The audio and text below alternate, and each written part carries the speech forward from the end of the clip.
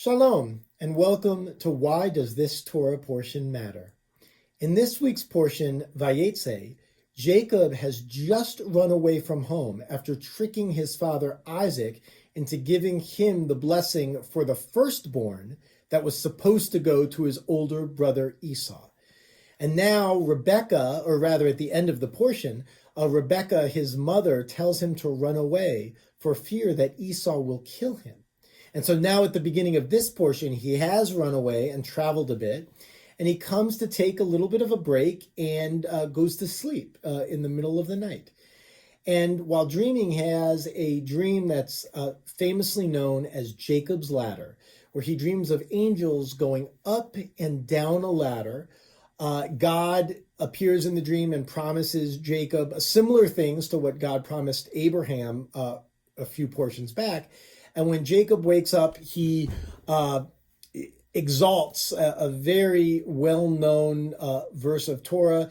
God was in this place and I did not know. Rabbis love this verse, myself included. I'm preaching about it tonight, in fact.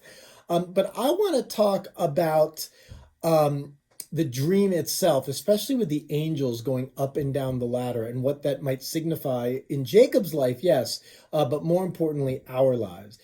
It's interesting to me that the angels are going up and down the ladder. In Hebrew, some of you may know when you called to the Torah, it's called an aliyah, which means going up to the Torah.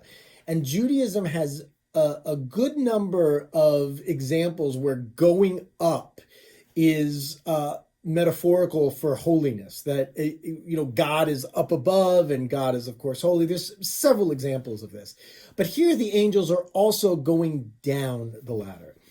And if we look at Jacob's life until this moment, he's been a little bit of a trickster.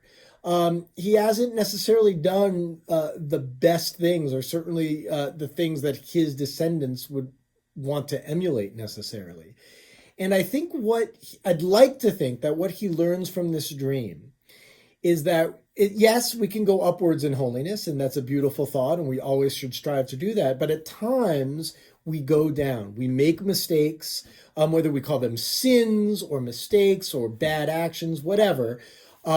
We don't always go up in holiness. But the point remains that it is always possible to climb back up. And it's interesting to me and quite powerful that after this Torah portion, Jacob doesn't engage in any trickery anymore. As a matter of fact, he's the victim of some trickery, which has an interesting bookend to it.